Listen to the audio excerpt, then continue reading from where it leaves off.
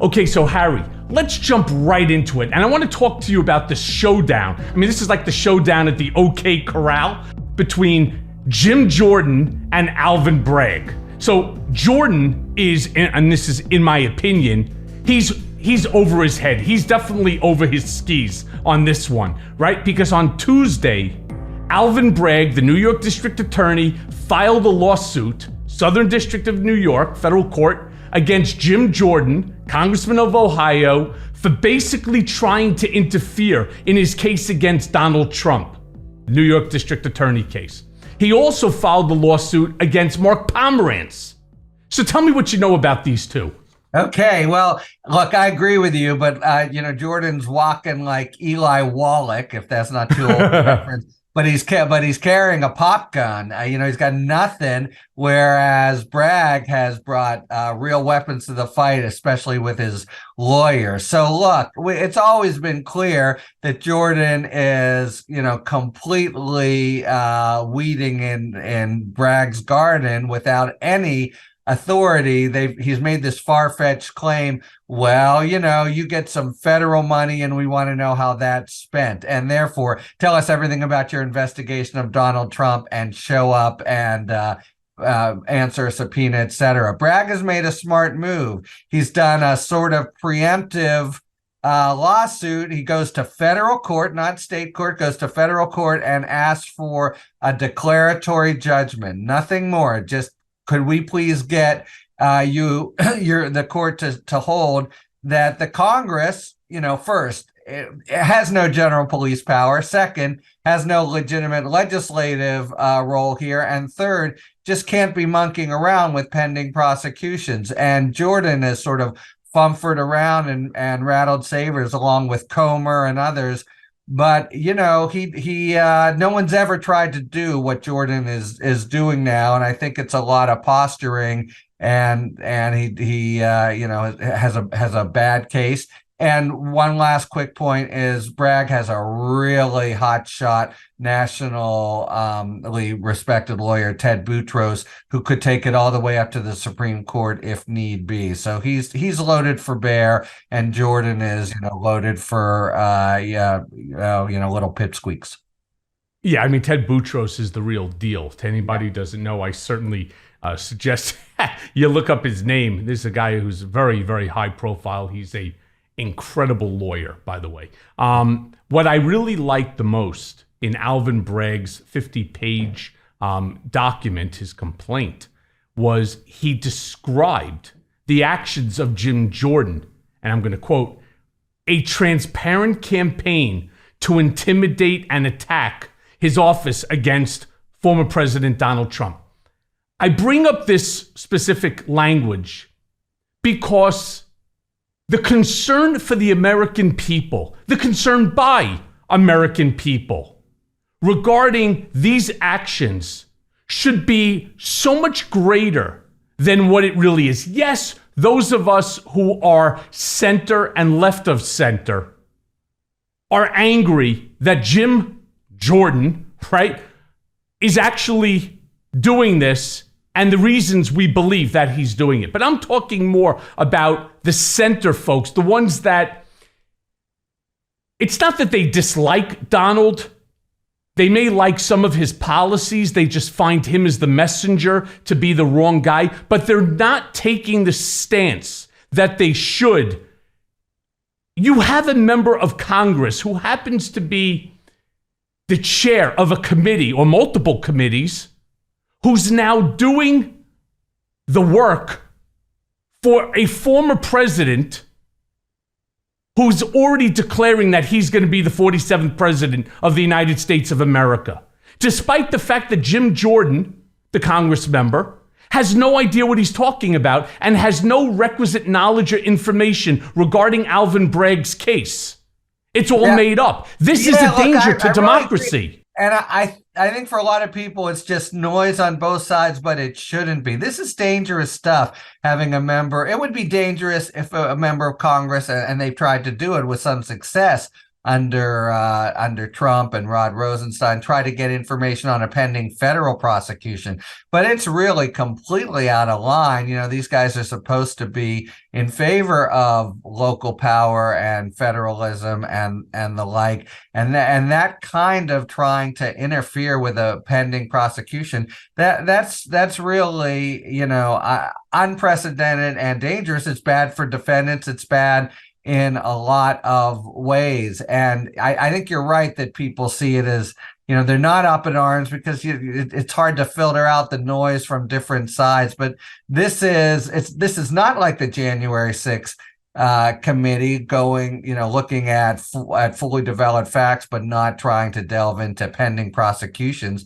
This is exactly what the law says you can't do, and be mucking around in a grand jury investigation. Oh, and by the way, of course, it's not as if it purports to be any kind of neutral investigation. They say flat out, in response to Bragg's letter and lawsuit, they say, oh, well, so now first he brings a non-case against the president, and now he's telling us we can't even look into how we spend our money. In other words, you have some, high up officials in one party really disparaging this case that before they even knew about it, before the indictment was even unsealed. And that makes the whole thing really fraught and politicized. Yeah, so I'm going to give you the comparison between the two sides, between the competent counsel, Boutros, and on behalf of Alvin Bragg and Alvin's office, along with the contra position onto it of that of Congressman Jim Jordan. So in the Bragg complaint, and again, I'm going to quote now, it states, in sum, Congress lacks any valid legislative purpose to engage in a free-ranging campaign of harassment in retaliation for the district attorney's investigation and prosecution of Mr. Trump under the laws of New York. All right? Goes on to say, that campaign is a direct threat to federalism and the sovereign interests of the state of New York. Now, it then goes on, this court should enjoin the subpoena and put an end to this constitutionally destructive fishing expedition. These are powerful and intelligent words.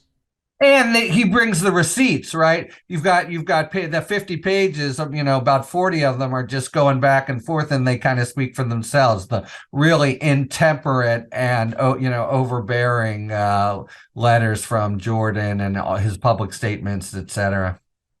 Yeah, and then let me just then contrast it to dear old Jimbo Jordan, who then puts out into a tweet. Thank God, right? I mean, God forbid he would put it out on his congressional letterhead or do it, in some other manner other than a tweet. And I quote, first, they indict a president for no crime.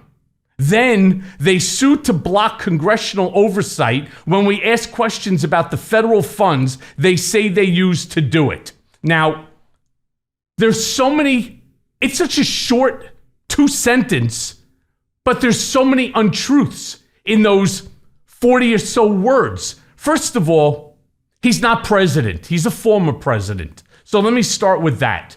They indict a president for no crime. How does he know? How does he know? It's funny because I spent, as you're well aware, 23 occasions with the District Attorney of New York. 20 by testimony, by providing information, 2 times to the grand jury, and 1 time I was just in the batter's box in order to impeach anything that Costello would say that left the grand jurors with a question. Thank God the guy's so incompetent and that he is, he's so full of shit that there was no need for me to even come in to rebut. Not to mention time in the pokey for this supposed non-crime. Exactly. How does he know, considering I don't know? And I believe that I've probably been before the DA of New York more than anybody else. How does he know that there's no crime? And then they sue to block congressional oversight when we ask questions about the federal funds. Well, where did you ask questions to? right? You may have questions, but you haven't asked anybody questions about federal funds. And what federal funds is he asserting? He's asserting that $5,000 in federal funds is now being used as retaliation. Great word. It's a word that Judge Alvin K. Hellerstein used when they unconstitutionally remanded me back to prison for Trump getting his pecker pulled by a porn star, right? To his office's investigation into Trump that led the indictment. How does he know any of this? How does he know what the full extent of the crime is?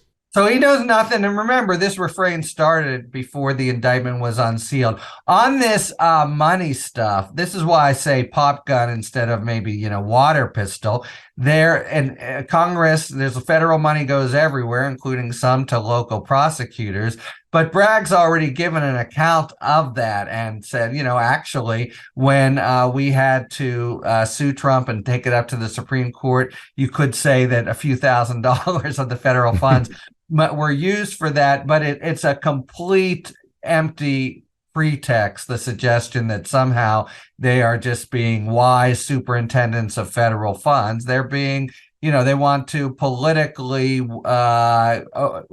second guess his judgment, reveal secret grand jury things to the American people, polemicize and politicize it. So that's a very, very thin reed to say, well, Congress gives you some money. If it's a smart move by Bragg, because he could have right now. Jordan is, really, he's got a road tour plan to go to New York to basically insult Bragg for their crime records. Bragg came out and said, actually, we're doing a lot better than Columbus, Ohio, where you're from. But it's all irrelevant. By the way, do you know the numbers? It's 3 times the number. Yeah. 3 times based upon population than New York. But all of it has nothing to do with nothing, right? What he wants to do is muck around in the Trump secret proceedings. There's a time and a place to do that. The time is in a criminal trial, and the place is in the New York court. So officious intermeddler, I think, is the title that Jordan adds to his many others in this latest campaign. Yeah. By the way, it's not $5,000. Once again, Jim Jordan is wrong in terms of federal funds. Let's not forget that Donald has Secret Service protection around him 24/7. That's federal funds that are used to pay them. Nothing to do with it doesn't make a difference. He had to get to New York, based upon this indictment and to surrender and everything. The federal funds that are being used, in order to hold this guy accountable for his dirty deeds is certainly a lot more than $5,000. I don't even know where it's. What I love the most? I'm just talking about what Bragg says his office spent. Sure. That's where Jordan says, I want to give oversight. Sorry, I interrupted. Yeah, $5,000. It's right on the exact dollar amount. It's funny. Maybe it's $4,900. Maybe it's $5,001. Who the hell knows? Maybe it's $5 million. It's got nothing to do with the. What does it have to do with accountability? Indictment. Yeah, exactly. Yeah. So let's talk about another case that's going on right now. You have the E. Jean Carroll case, and that begins on April 25th. As Judge Lewis Kaplan said, and very much like Engeron, come hell or high water. This case is proceeding, right? And this one's supposed to begin on April 25. So Monday, Judge Lewis A. Kaplan issues an order directing the parties in the case to notify him by April 20th whether they will be present throughout the trial. Meaning, is Trump going to be there? Could you imagine? He may actually elect not to be in the courtroom during this case, despite the fact he's the defendant.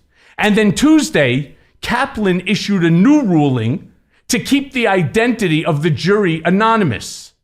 Smart move, in my opinion. What's your take on how Kaplan is handling this case? Very strictly and holding Trump's feet to the fire. He's issued rulings in pretrials. For example, she's going to be able to, E. Jean Carroll, introduce other episodes where Trump allegedly assaulted women to sort of show a pattern of behavior. As you say, he's been strict on the timing. There's a this just in bulletin. Trump has come and asked for another 4-week delay on the theory that this latest spate of publicity with his indictment from Bragg just it has created so much prejudice against him that you need a quote unquote cooling off period. Kaplan has been really tough, and people, don't I think see this as they should in the overall kind of different arrows and slings that are headed right at Trump's midsection here. He may, if he doesn't show up, of course, he's already in so many ways inviting the jury to hate him and rule against him. I think there's a real chance he takes a default judgment on liability and just comes back for damages, just doesn't show up that way, because he's going to just be, it's going to be a total cluster F for him, the trial and the evidence itself. And the only way he can gets a little lawyerly, but I think it's an important point, is coming up in different ones. He wants to say, oh, I never met her, she's not my type, etc. He's going to have to testify to bring that across. And you know better than I, Donald Trump cannot testify. He is the worst, witness of all time. And they have such, they can bring lie after lie against him. So it's an almost unmanageable case. And by the way, with a really sharp lawyer on the other side in this one too, as in Bragg, Roberta Carter, who is totally ready to clobber him if he takes the stand. So I'll be really interested to see if Kaplan gives him a few weeks. It doesn't seem like a great reason for, he's a high profile guy. He'll be a high profile guy in 3 weeks also, but he's looking for one last little delay. But now it really is, the time for it's midnight at the OK Corral here as well. And he's in big trouble if he shows up, big trouble if he doesn't show up. This one is really, really killer. And of course, it's a dual case. Right now, they're talking defamation, but she was also able to bring a sexual assault case based on the original episode, because the New York legislature passed a special law to let her. So I think this is a clear and present danger to Donald Trump in a big way. Yeah, I agree with you. And I agree with you on the strategy that they're going to employ. They're going to take the default judgment, or they're going to acknowledge. Yeah, they're going to. And the reason I say that's the exact strategy that they're using right now on my case against Donald Trump for the legal fees. What they did is they said at the time, and this was in open court, they said that if in fact we lose this motion for summary judgment, then we will concede liability and will go to trial for damages. Okay.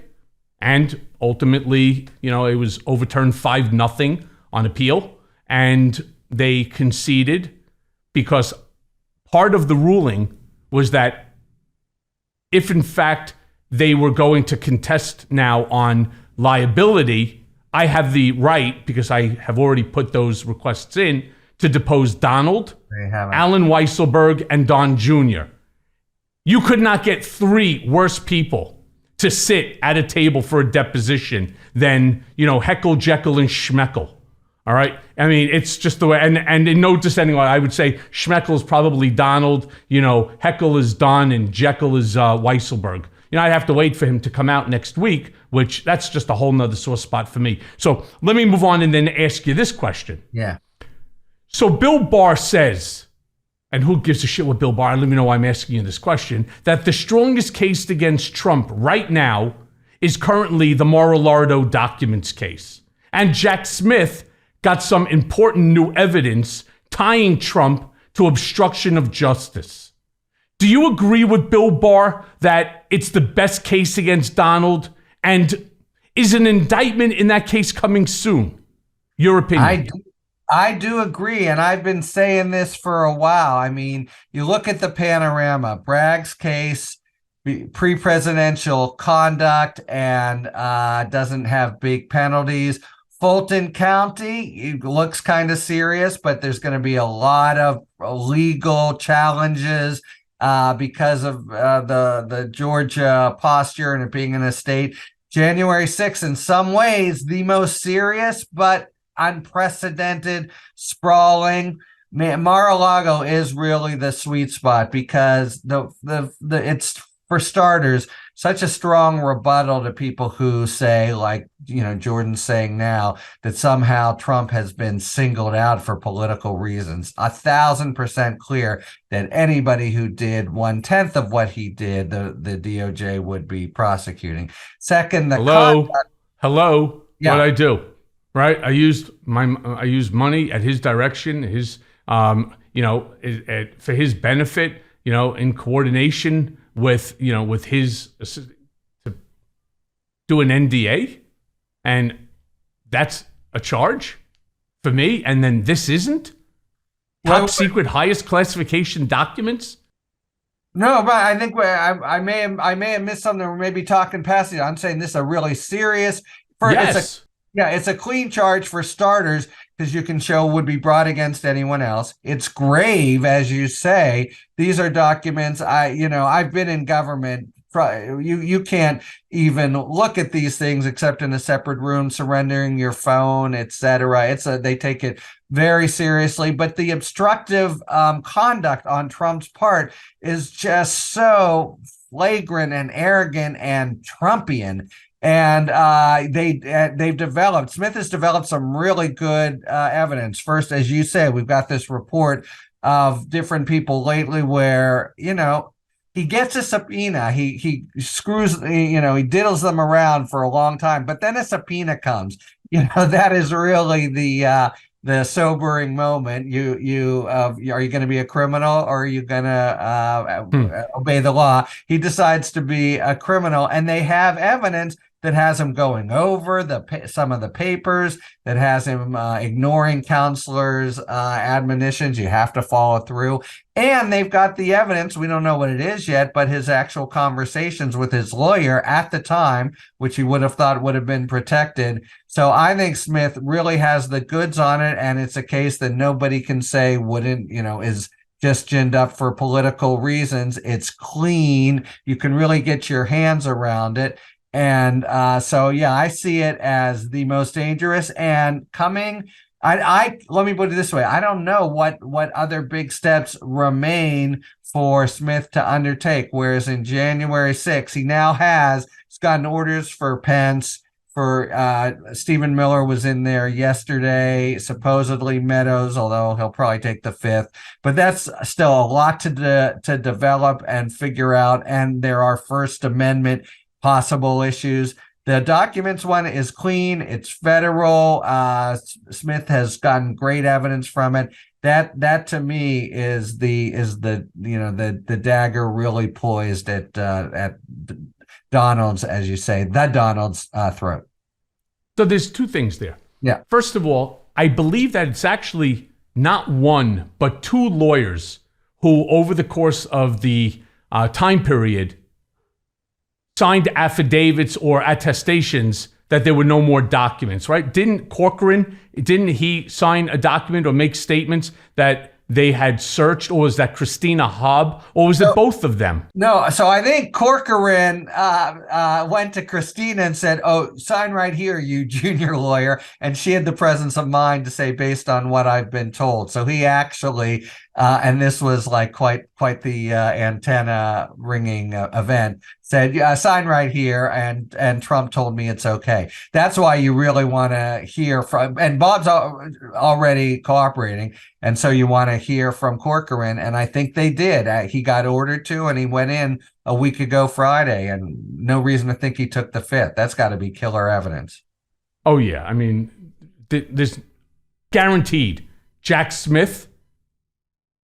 This is a guy who knows what he's doing, versus this crackerjack clown car of counsel that Donald has surrounded himself by. I mean, it was unbelievable. During the indictment, you see guys like Boris Epstein, right, sitting at that table. Why? What was that? I mean, what does he? Does he think? Still, did he think? Even today, he was at that table. It's crazy, right? Miller also. Yeah, they're just still in the circle. I guess there's nobody else. Well, that's the problem. You got Alina Habba. You have, it's like I said, it's just a clown car. But Harry, what bothers me a lot as I'm watching television, I hear so many pundits say, well, the Alvin Bragg case is the weakest of the 4 cases. And that may be true. And I'll even acknowledge, which I have, that seditious conspiracy, the January 6th case, is certainly ranking the highest, in my opinion, for things that you really should go to jail for, trying to overthrow the government, right? But why are we now ranking cases of criminality, right?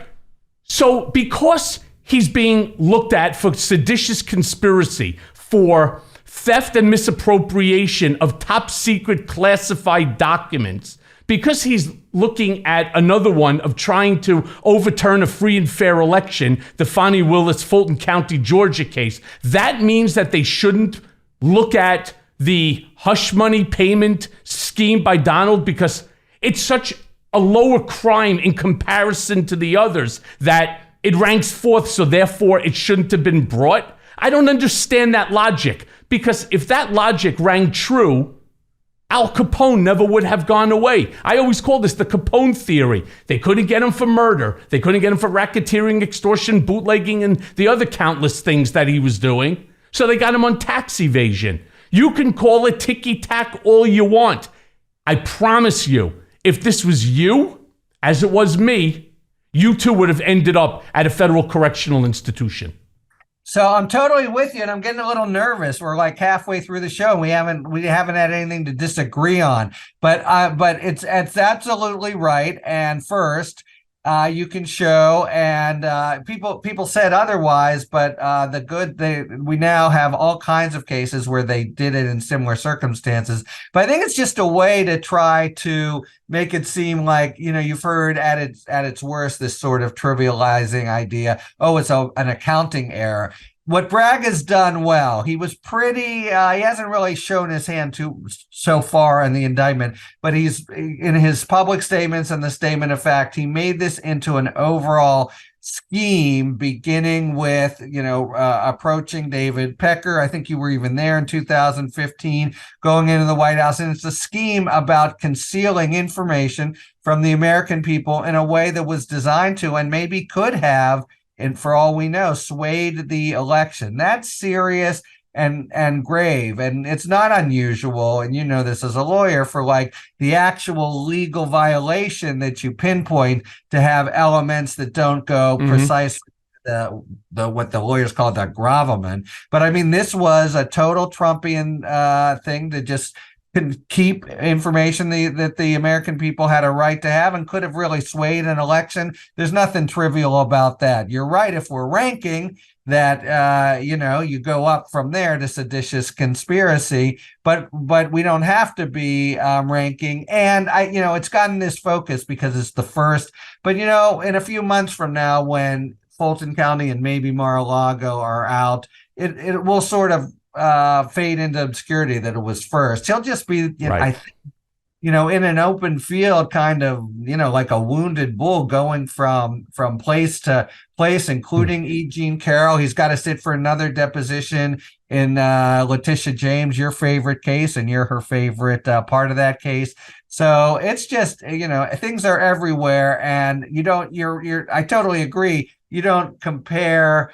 I made the mistake of saying relatively trivial, which it was on one of these shows, and and got a gotcha moment. No, it's totally righteous, and it's righteous because what it's about is pulling the wool over the American public's eyes and possibly changing the results of an election. Nothing silly about that or ticky-tack. Nope, nothing at all. What's interesting is I've heard through the grapevine that Donald is walking around Mar-a-Lago. He's fucking angry at everything. I mean, he's just angry. And I could understand it. It's accountability is not something that he deals with or ever has. And so this is a whole new experience for him, especially in light of the fact that Jack Smith had several recent wins in court, including that Pence is now going to have to testify, and that Pence is not going to fight the subpoena. I found that to be interesting because I find him to be a spineless asshole. But Pence will be under oath. What are you expecting to come out of that testimony? Yeah. And I just want to double back on one thing you said. We've got the latest. He's just said that he will continue to run for president if he's convicted. He said that this morning. So you're talking about, an incredible spectacle of a former president being just, it's like the scene in Monty Python with, a mere flesh wound, but he's under assault. We're so far past the Teflon Don idea. If you add up the civil and the criminal stuff, he is got it incoming from all directions. All right, so including now Pence. I really agree with you. It was interesting because Pence, planted a flag and said, "I'm going to defend the speech or debate clause claim," presumably he never even heard of. But I had thought it was a political calculation. I've got to appease the Trump faithful, and maybe he's finally figured out I don't know how I'm going to get there, but I'm not going to get there by trying to make the Trump folks love me. That will never be. I think he'll give it up pretty much, and it's going to be. You can see it almost in a comic R-rated form. What exactly did he? Well, the president was reckless. No, Mr. Vice President, tell us exactly what President Trump said to you when you were in the wings of the White House, when you were on the phone with him January 6th, when he was, I think the legal term is, ripping you a new one to get you to call off the illegally the 1-6 certification. I don't see why. He may have some convenient losses of memory, but how are you going to credibly forget when your boss, the president of the United States, is like savaging you like you've never been savaged in a vulgar and profane way? And I think he's gonna give it up. There may be other things there too, because he had a lot of the Pence is present for a few things, not all that much, but it's the one-on-ones that we don't have yet that he's going to be really providing vivid testimony. And that... Yeah, but Harry, Trump will just turn around and say it's hearsay. I never said it. Prove it. I'm back to my lawyerly, nerdy ways. I don't know how he's going to say it in court. Who's going to... so you'll have Pence say it.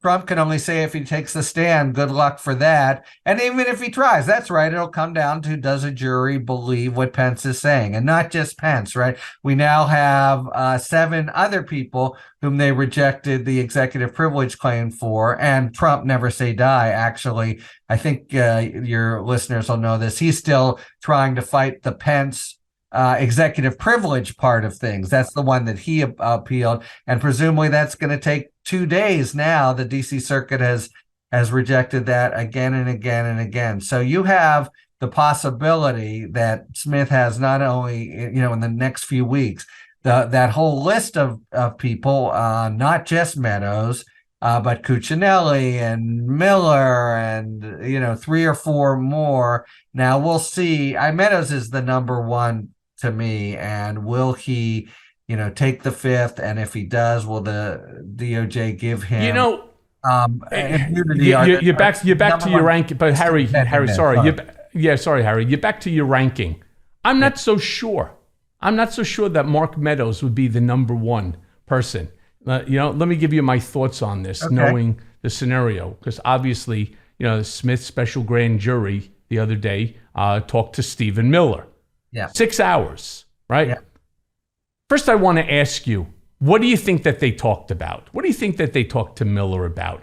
And why I think that Miller is at least on par with Mark Meadows.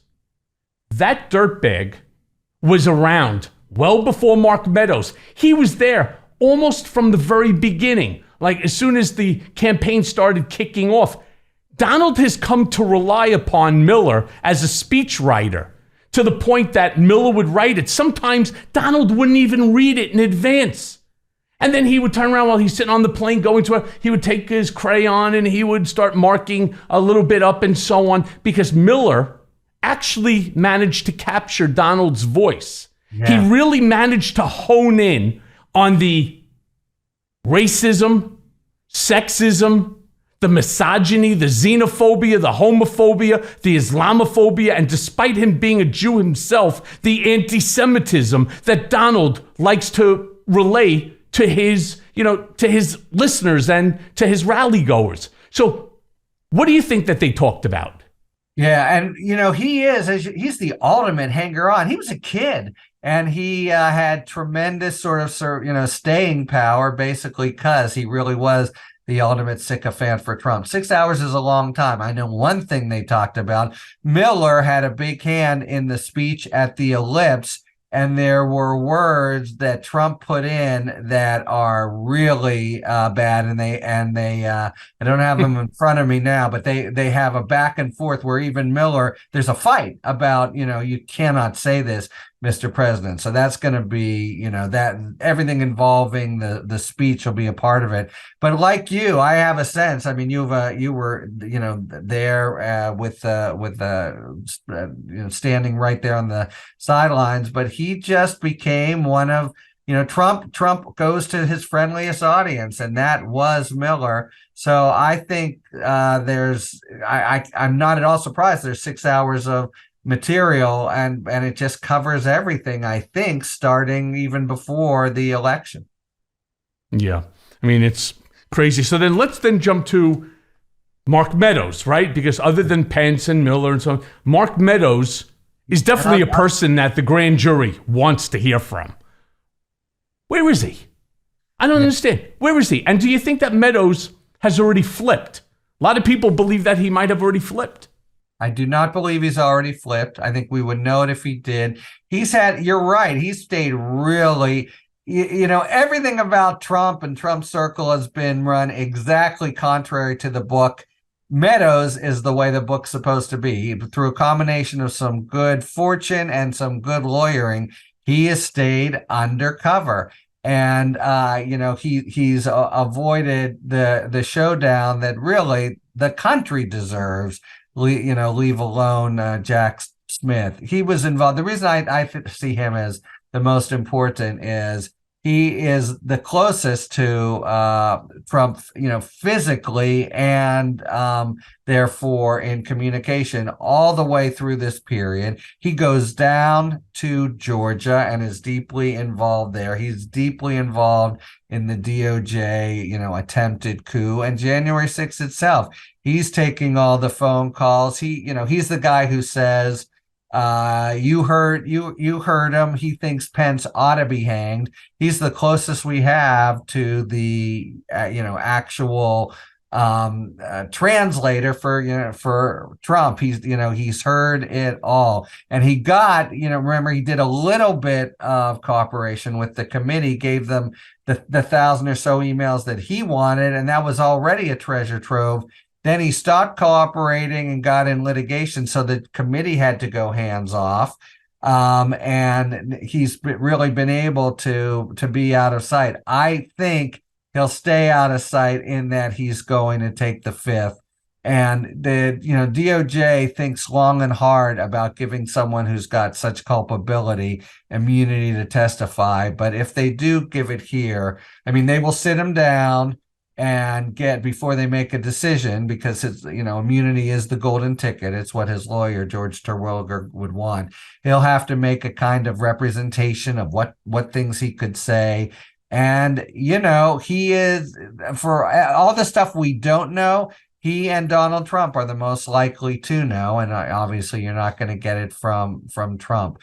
So I think he'll play this out a little bit. Trump will play out his claim. It'll go against him, and Meadows will come into the grand jury within a week or two, and that'll be the time. But I think he'll take the Fifth Amendment, and that will really then put into play a high level. And this to me is one for Lisa Monaco and Merrick Garland. Do they give Meadows immunity?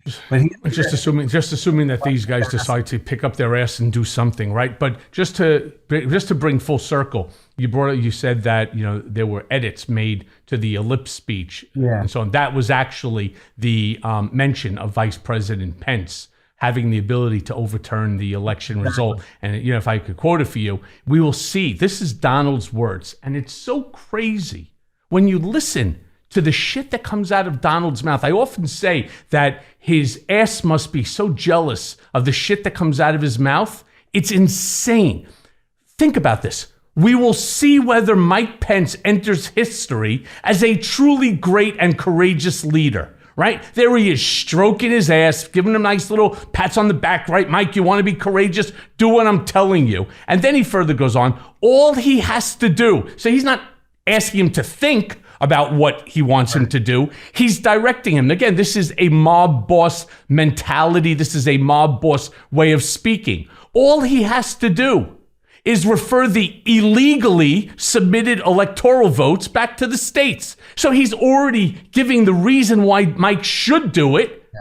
It's illegal. And so, it's... And that's too much for Miller, right? Yeah. Yes, it's even too much for Miller, which is hard to believe. Hey, Harry, let me then move to the next big case here, and that's, of course, Fani Willis and Georgia. Because what we're just doing is we're going through all of the legal woes that Trump is currently existing in.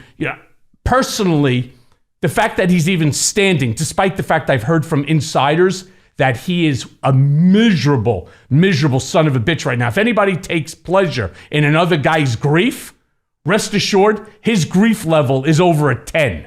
I mean, he's pissed at everyone. You bring him a Diet Coke, too much ice. You bring him another Diet Coke, too little ice. Their soda's flat. It just opened it up from the can. Give me the can. I mean, he's just yelling at everyone and everything. He must feel control slipping away, right? That's a terrible feeling for Donald Trump. For him especially. Yeah. Do you think that Fani Willis's case in Georgia is going to move forward anytime soon? Really anytime soon. Look, she said imminent a few months ago. She's then backed away by saying, oh, I meant legally imminent. But when she said imminent, I think she meant imminent. Now, it's unlike Bragg, unlike Mar-a-Lago, it's a big sprawling case, at least if it's anything like what the special grand jury recommends. We know that there's something like 15 defendants, and it's sort of two sets of them. Everything that happened, the sort of big cast of characters, including Trump in DC, but also in Georgia as well, almost a parallel case. We had on good authority that she was maybe considering a RICO case, which is the most sort of sprawling and difficult to prove, but you get a lot of stuff in. But when she said imminent, I took it to mean that her main decisions had been done, and it's really just you have to present it. Now, I can't think of a reason why that anything would have changed that. She's been the same thing with Bragg. They've been thinking about it for a year. You don't just sort of go into this thinking, well, we'll see where we are at the end of the day. They've been really serious about bringing charges. So I don't see the final impediment, but of course, there's been something that's been staying her hand for now. We're talking about a few months. The new grand jury meets next, starting in May, and there's reasons to use a new grand jury having to do with Speedy Trial Act. So I would think the next clear opportunity, that being in May, would be when she would do it. But I say that with the caveat that I'm not exactly sure why she's been staying her hand. But it was a case that was ripe, a big case. And so I think it remains that, and she's hit pause on it, but now we look to the next regular grand jury to just hear the evidence over a few days that the special grand jury, remember, which was just advisory, heard. And so, yeah, I'm thinking that's within a month. Yeah, you and I both, by the way. It's funny because everything is always about ranking. I turned around and I told everybody. Yeah. I went out on television. I argued with all the genius talking heads. And I said, trust me when I tell you, the Alvin Bragg case is going to be the first one to go, right? He'll be the first to indict. And it's a lot stronger than people think, which I think the New York Times actually put out a great article about the fact that the case is much, much stronger than what people think. It was the time, and I really this big fraud scheme, not a little accounting error, right? So correct. Yeah.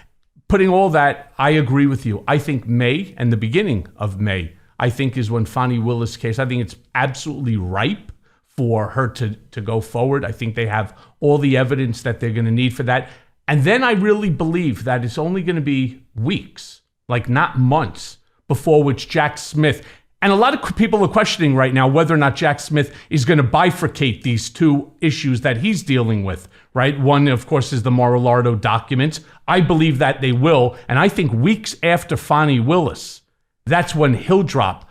They'll drop the indictment on that case. That's what I...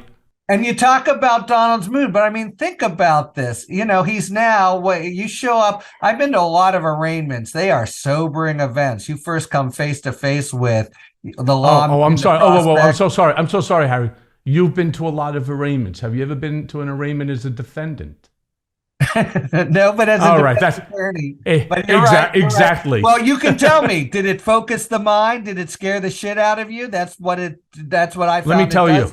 It sucks. You have no control. You have no idea what's going to happen to you. You have no idea about your freedom. It wrecks your family. It rips your soul out. Your stomach feels like it's in your throat.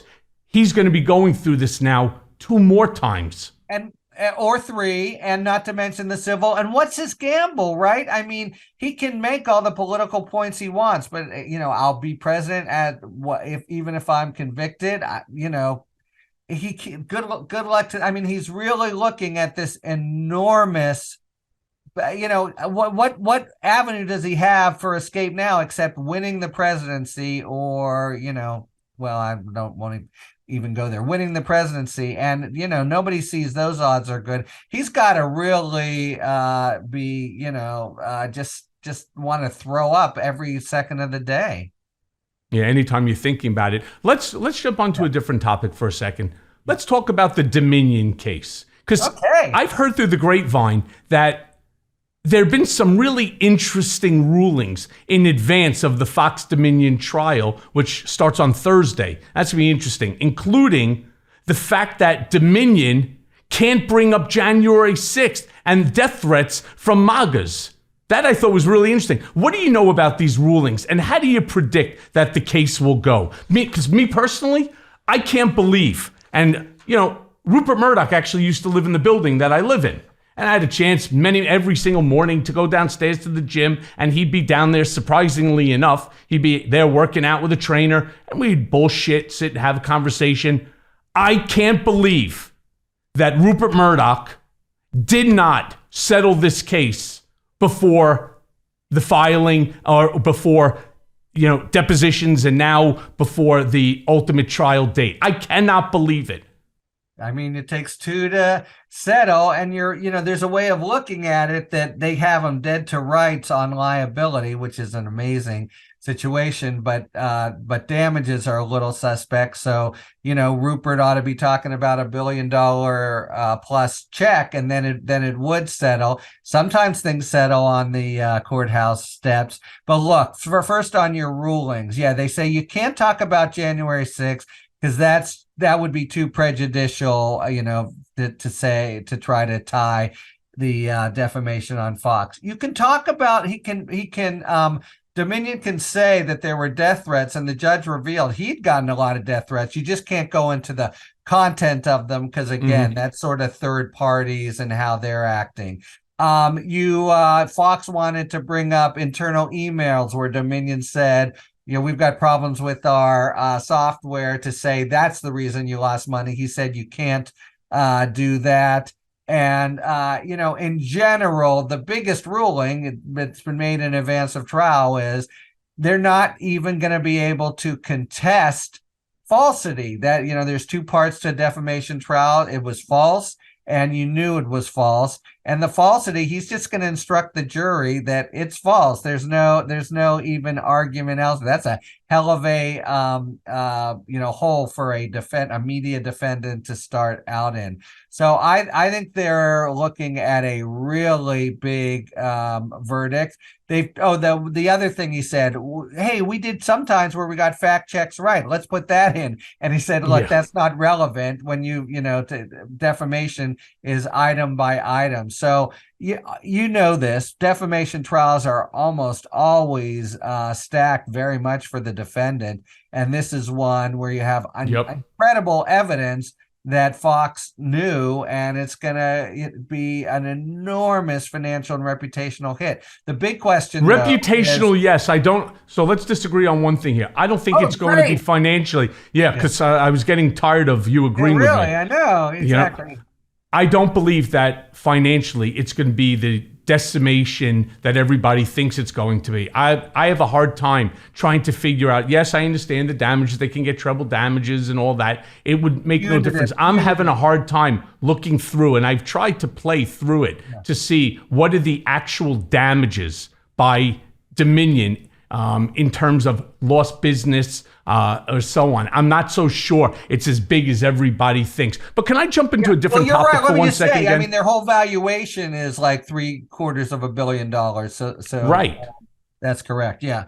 Wait, you just agreed with me again. God damn it, Harry. I never exactly just, I said that, but it's going to be a big hit. But here's the point I wanted to make. Maybe we can disagree here. Will Fox say, who gives a shit? We're going to stay with the same model. We'll just be a little bit more careful about documenting that we know it's false. My prediction there, yes, they will. I agree with you on that one too. Okay, well, baseball maybe? Well, actually, I'll bring up something that you're gonna disagree with, but let me just go on to Chief Justice John Roberts for a second, because I want to ask you, what the hell is wrong with him, right? I mean, it appears that he's done absolutely nothing to discipline Clarence Thomas for millions of dollars in unclaimed travel gifts from Republican megadonor Harlan Crow. I mean, his bogus investigation then into the Dobbs leak turned up absolutely fucking nothing. Zilch. I mean, under Roberts' leadership, the court's approval rating is at an all-time low, which I agree it should be. Why's Roberts become so weak?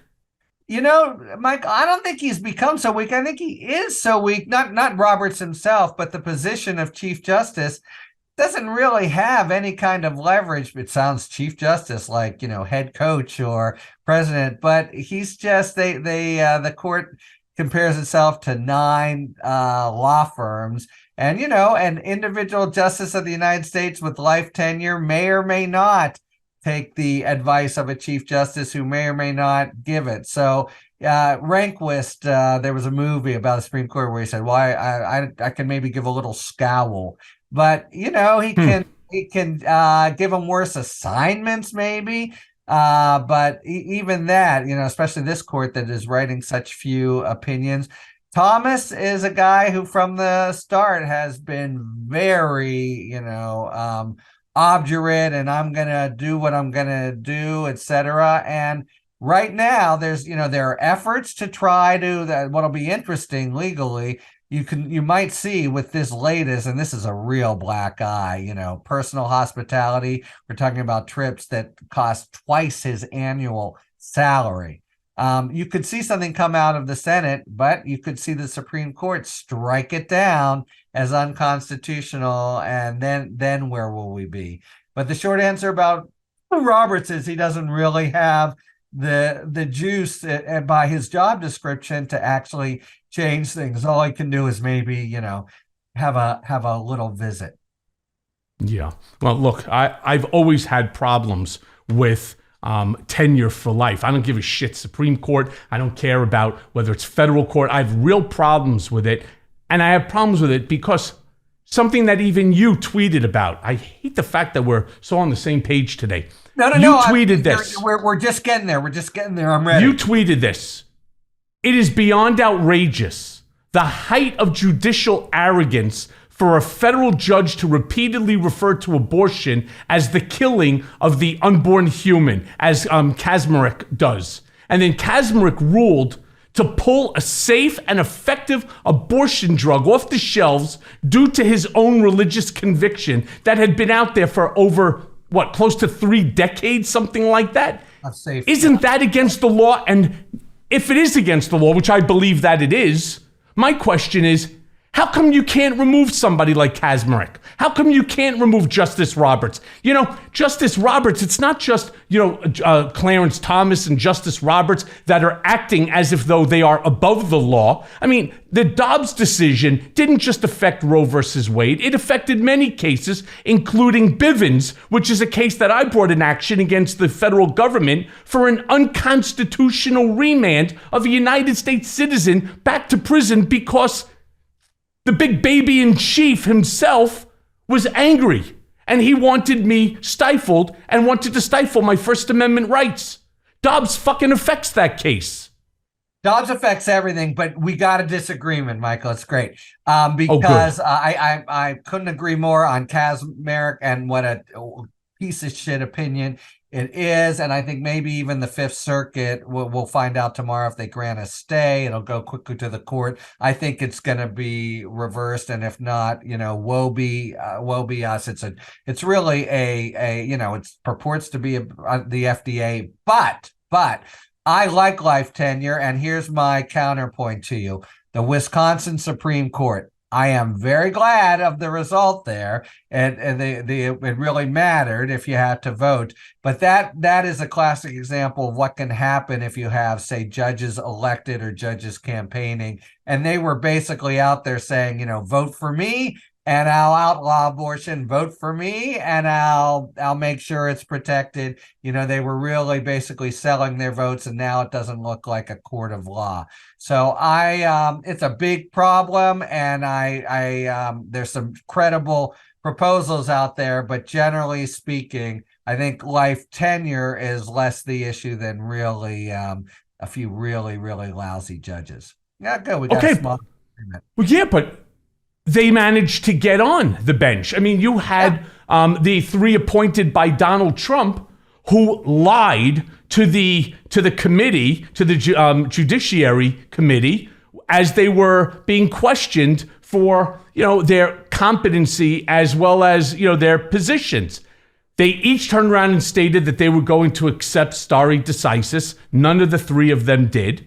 Is that not significant enough? I mean, you basically get up there. It's almost like a performance, and you say the things that they want to say, though that's not how you feel or what you believe, and you're now in there for life, and they're 53 years old, 55 years old. We're now, as Americans, we're stuck with these people for the next 35, 40 years. This is no joke. But since we're talking man, is it no joke? I'm not sure I'll go with you all the way on the lie, but man, is it a super flawed process? It's a lie, and it's a huge problem. So I'll give you all of those things, and sort of who they are as a court now. But do you now sort of throw out life tenure? I think is the immediate question. Sorry, go ahead. Okay, so look, the hour goes by quickly. Oh no, already? I want to bring up something to you. So let's talk about, for example, recusal. Right? Recusal, the act of abstaining from participating in official action, such as a legal proceeding due to a conflict of interest of the presiding court official or the administrative officer. You agree with that definition, right? That's right out of Black's law book, correct? I mean, that's what it is. That's not the legal standard for it, but yeah, that's okay. So let's assume that there's a official. We'll call him it's a legal proceeding, and it's an administrative officer or a court official, and that person recuses themselves, but they actually don't. They start to engage in conversation with other parties in regard to that specific case. And they don't advise anybody of the ongoing communications that they're having. Would you say that that's either unethical or illegal? Yes. Okay. Would you then turn around and say, what if hypothetically it's Jeffrey Berman of the Southern District of New York who did exactly this, says so in his own book, which goes to show you that he's a fucking moron, right? I mean, you come out there, you're talking about recusal, but then he's involved with Maine justice. I bring a bar complaint, state of New York, against Jeffrey Berman. It's either unethical or illegal. And they then respond back that they're not going to take any action because Jeffrey Berman also said in his book that nothing that he did was wrong. Does that make any sense to you? It depends on what he did. So, right. So you just need to know the facts. I think you stated like the structure well, but what exactly did he do? How was he kibitzing, etc.? So he engaged in conversations with O'Callaghan in regard to whitewashing the testimony, or their memo. He was also instructed to try to have the charges that involved Donald Trump withdrawn, despite the fact I had already pled guilty to them. That's the Karen McDougal, Stormy Daniels case, and acknowledges that he felt pressure by the Southern District of New York, by Maine justice, to the point that he was more concerned about losing his job than anything. Would you still not say that that's unethical? I'll just tell you, when I've been recused from cases I had nothing to do with them, I wouldn't say boo. They all went to somebody else. By the way, there's a bar complaint for something. Did you see what happened to Joe Tacopina today? No, I didn't. Yeah, he had overtures with Stormy Daniels to represent her. That is the same as representation, and now he's on the other side. So I think I read that a complaint is in the offing or something like that. Anyway, I don't mean to dodge your I just don't know the facts of it. So before, well, I'm sure you've probably looked at the book, and if not, just take my word. So take my word for it. He acknowledges that he was being pressured by Maine justice in order to whitewash. He says he was involved in a case he was recused from. That's a no-no. Okay, so and that Robert Khuzami had ended up taking over. And actually, he states that he had spoken to others in the SDNY. I would suspect it was Khuzami, but they never disclosed any of this stuff. I just received a second letter because I asked for a reconsideration, and nobody actually broke this case down better than Rachel Maddow. She spent 30 minutes. I got the clip. I put it onto a thumb drive. You did, or an IG complaint? A bar complaint. Bar complaint.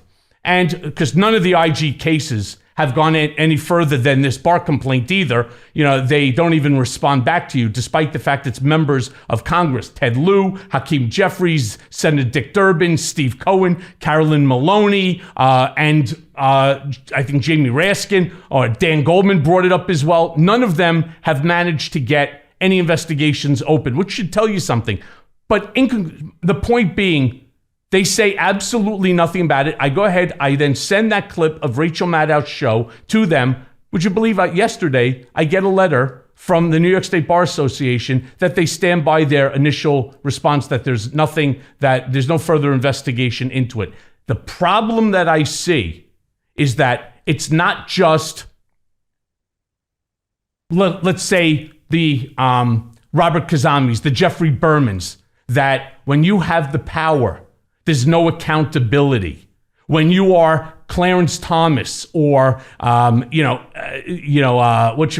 Justice Roberts or Amy Comey Barrett or any of them, there is no accountability because you seem to manage to get away with everything, and that's why the Southern District, just like the DOJ, just like the Supreme Court, they are at their lowest approval rating because, in all fairness, they have the power, they have the shield, and they feel they can do whatever the hell they want.